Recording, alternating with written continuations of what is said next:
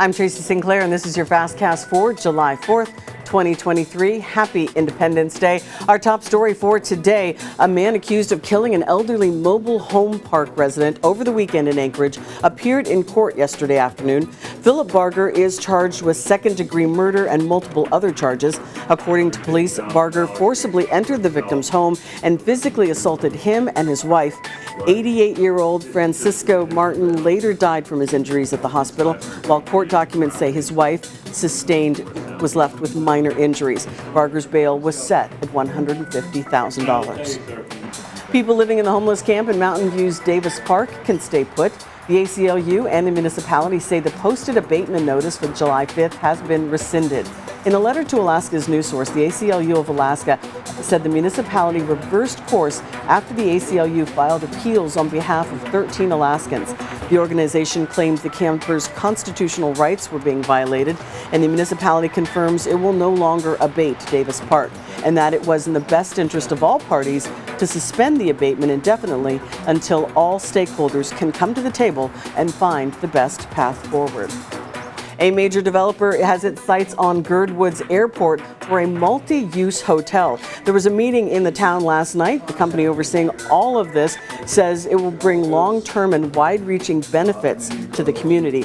But residents have concerns. Some Girdwood residents, specifically those who live on Mount Hood, say traffic is among their main concerns if the 11 acres of land is leased to Glacier Valley Lodge LLC to build a complex. A lot of the feedback at the meeting was from those along Mount Hood Road who say that the road is already dangerous without a facility. They also worry that air traffic would increase. The company in charge of the proposed project says as many as 150 lodging units could be built at the Girdwood Airport.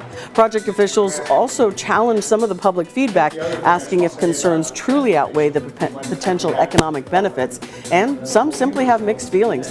Girdwood resident Cody Rice says he's not against the project if it involves a safer way for traffic to get in and out.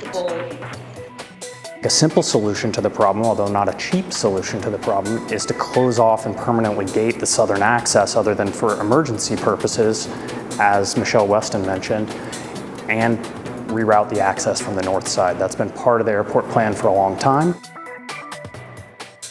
Now it is the 4th of July, and for many it's a great day to celebrate patriotism, but for countless who have served in the military, loud noises and elements of surprise during the 4th of July celebrations can trigger PTSD. The Stephen A. Cohen Military Family Clinic says planning ahead can help. It suggests bringing noise-canceling headphones to an event and know where the easy exits are and what activities will be taking place throughout the day. That can help someone feel more in control.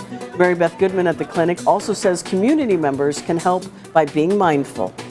If you are a person who's maybe not attached to the community, be aware. If you see someone struggling, if you have a neighbor who you know served, simply ask them, is there something we can do to help you? Or maybe even let your neighbor know, hey, we're going to be doing fireworks on our back porch. We're probably going to start them at 8 o'clock. And Goodman says that counseling is a good resource as well, and some local VFW and American Legion posts hold events that give current and past military members a safe place to celebrate the holiday. And if you are thinking about lighting fireworks, remember they are illegal in some parts of the state.